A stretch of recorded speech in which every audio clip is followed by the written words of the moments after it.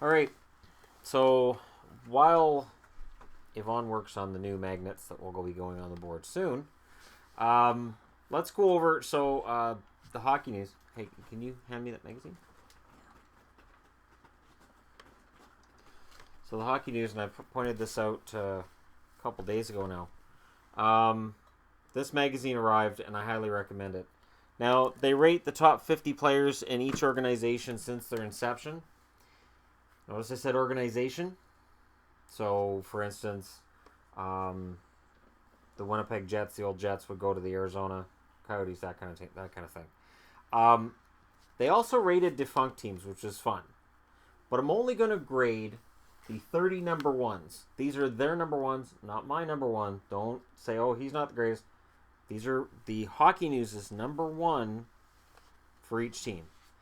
And I'll say right up front, it wasn't fair to teams that haven't been in the league for very long. And starting at 30 is Mikko Koivu for Minnesota. And I'm making that short because I know that my shoulder's right here. So Minnesota Wild come in at 30 with Mikko Koivu. It's not their fault. It's not like Koivu's a bad player. Number 29. I don't think he's probably going to be the number one for much longer, but Rick Nash. So Columbus's Rick Nash is number 29.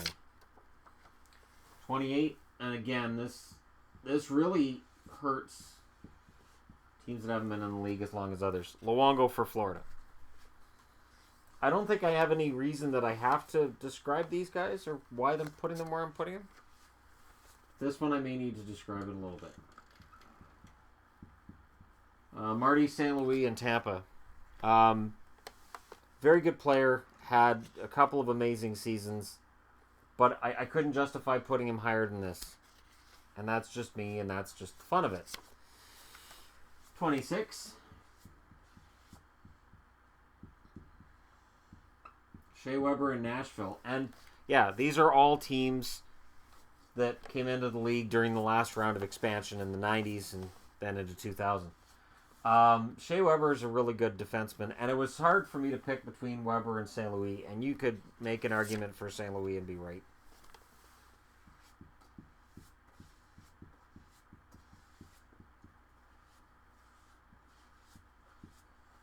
Ilya Kovalchuk, Winnipeg. Remember, that includes the Atlanta Thrashers. Kovalchuk is the best Winnipeg Jet. Atlanta Thrasher. I have to put him ahead of Weber and St. Louis because Kovalchuk did more in less time.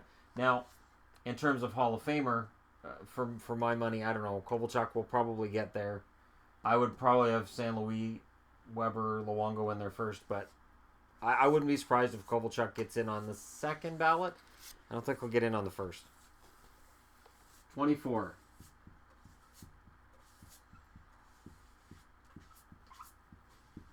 Daniel Alfredsson in Ottawa. And I like Alfredsson a lot. Really good player. Fantastic guy. But, yeah, this is the all-time greatest players for each team. And you guys will see as this list goes along why these guys are where they are. This one, I don't even agree with the pick. I think Daniel Sedin's the third best Canuck that's ever played with the team. I'd put him behind Bure and Henrik. But that's their pick. And having Daniel ahead of Kovalchuk, it's the time, and he's got a Hart Trophy and an Art Ross, and it's hard to pick at this point. 22.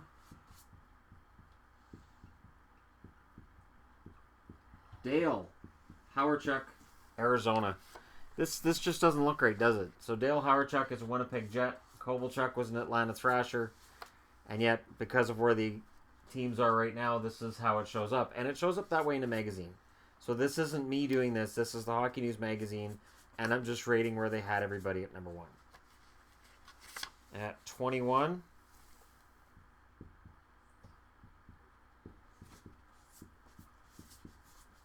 the Carolina Hurricanes, and he played for both Carolina and Hartford, Ron Francis.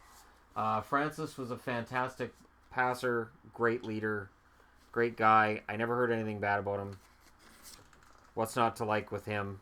So that's your first 10. That's a pretty darn solid top to bottom 10. Number 20. Mike Modano for Dallas. I love Modano. I have nothing bad to say about Modano. There's a Modano jersey on Full Moon Jerseys that I still have sitting there in my wish list that eventually I'm going to pick up. I don't know if it'll be this month, next month, or when, or eventually I'll pick it up. But yeah, Modano, one of the greatest. 19. Jerome McGinley for Calgary.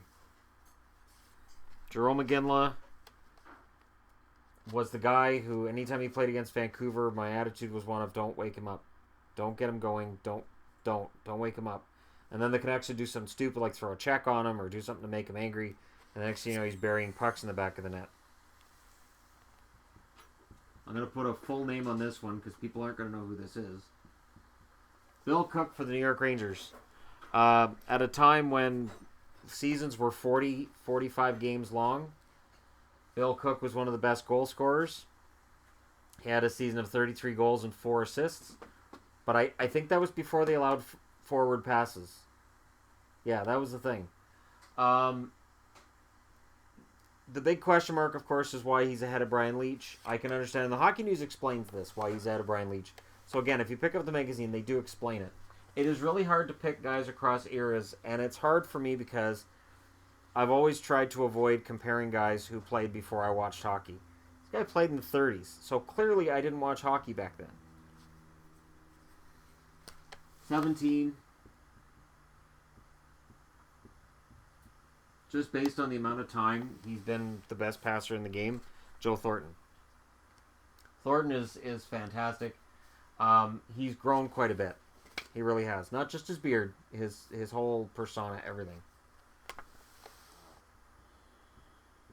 I have to put a name on this one because his dad's on this list too. At 16, Brett Hull for St. Louis. If he'd played longer in St. Louis, if he'd been at the top of his game for longer, I probably have Brett Hull higher up the list, and I hated him when he played. I couldn't stand Brett Hull, but I got to give him props for being the best goal scorer at the time. Please leave your hate-filled comments below. Marty Brodeur for New Jersey gets number 15 on this chart. Now, again, I have a Brodeur fans that don't like me. Look at the guys I put him ahead of. Think about that before you go to the comment section. Number 14, a great inspirational story during his final years, much like Jágr is now, Teemu Selanne. The difference was Selanne was legit still a huge goal-scoring threat. Selanne, for my money, one of the best pure goal scorers in the game, and a really damn fine guy, too. 13. I know he hasn't won anything, but Alex Ovechkin, for me, is number 13 on the list. I've said before, probably the best pure goal scorer I've seen. He's pretty fantastic. So, for me, Ovechkin goes in at 13. I'm going to have to put a full name in here again so that people know who I'm talking about. Number 12, Sil Apps for the Toronto Maple Leafs. And I've done research on Sil Apps today. Apps, best passer of his time. Many players who played back then, played during the 30s and 40s, said he was the best player they ever played with or against. Fought in World War II, or else his totals would have been higher. When he was gone, the Maple Leafs crumbled. When he came back, they were better. And seems like he was the epitome of their success. He was there at their peak of success. I know when the Toronto Maple Leafs themselves did their 100, they had Davey Keon as number 1. Pretty sure it was Keon was number 1. I agree that Keon, I'd put him behind Apps. But they had Keon at 5th in this magazine, so I'm not sure what's going on there. Number 11, so we're almost into the top 10. Dominik Hasek for Buffalo. Anybody who has an argument about that didn't see Hasek play in Buffalo. He propped up a team that was pretty pedestrian on paper and made them a hell of a lot better than that. Probably, yeah. For me, it's still Patrick Waugh, Dominic Hasek, and Marty Brodeur, and I'll die by that sword. Number 10. He may not be considered a great GM, but Joe Sakic at number 10, I'm completely comfortable with that. Sakic was fantastic. And I can't think of a bad season that Sakic had until later on when he was battling injuries. Number 9.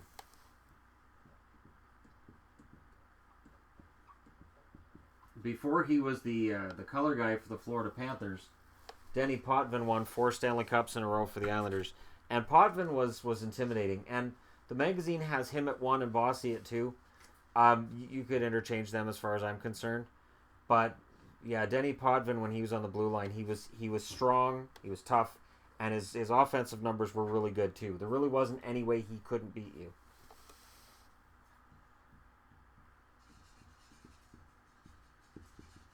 Number 8, I'd have Bobby Clarke for the Philadelphia Flyers. Before he was a GM terrorizing Eric Lindros, Bobby Clarke was the best player in the game at a number of things, including shooting pucks and throwing down his gloves. The Broad Street Bullies were a very talented team as well as tough, and Clarke epitomizes that. He really does. So, for me, Bobby Clarke belongs at 8. Now, this is where the list gets really unusual, and I had thought about, well, maybe I'll just cover number 2. But you know what? Where's the fun in that? Wayne Gretzky's number 7. The Los Angeles version. By the time he got to LA, Gretzky was no longer in his prime years. He was still the best player in the game. Although you could make the argument at that point that the best player in the game was probably Lemieux. Brett Hull was challenging him at that point. It's really hard. But Gretzky's time in LA was a time to bring hockey to the States, bring hockey to a new audience, and yet Gretzky wasn't the same person he'd been during his past years. So I have Gretzky at 7.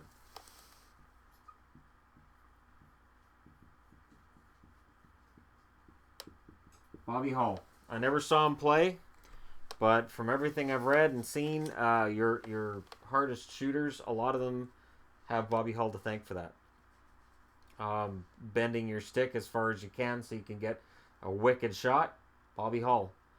And he played on a team with Stan Mikita, who kept his stick completely straight for the most part. So, I mean, that's a good compliment to one another, is having a guy who plays like Hull and a guy who plays like Mikita. We can debate whether or not people liked him off the ice, but you can't debate his accomplishments on the ice. Bobby Hull, for me, is number 6.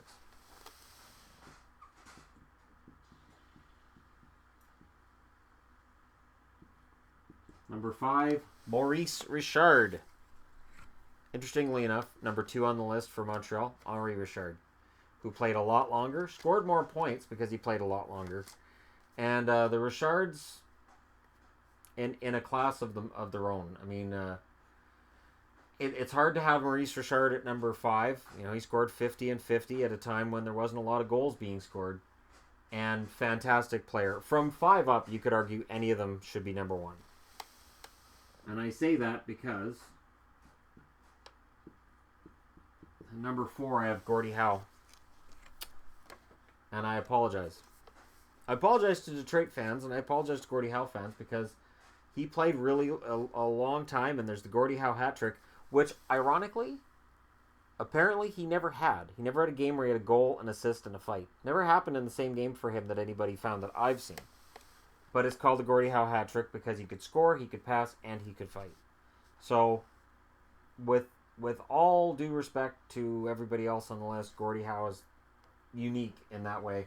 And even Bobby Clarke, I think, would defer to Gordie Howe in terms of toughness. Number 3, and again, like I said, you could argue any of these top 5 should be number 1, is Mario. I could have just wrote Mario and Pittsburgh, and you guys know exactly what I'm talking about. Which means number 2,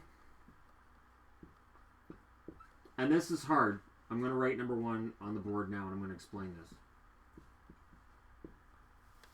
I'm going to explain why all these guys could be number 1. Gretzky epitomizes the 80s. Gordie Howe revolutionized defenseman. Lemieux, if not for injuries, so that plus his first aid. If not for injuries, he would have threatened Gretzky's records.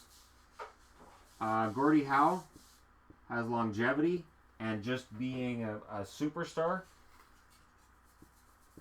And Maurice Richard, goals. Tons and tons and tons of goals. So there you go. There's the 5 that you could definitely argue should be number 1. And I rated them according to where I see them. But again, I didn't see Orr play. So if I'd seen Orr play, would he be number 1? Maybe. I can only go by what I saw with Gretzky in the 80s. Let me know what you guys think in the comments section below. Don't forget to hit like and subscribe if you're browsing your way through. And thank you so much for watching. I'll talk to you again soon.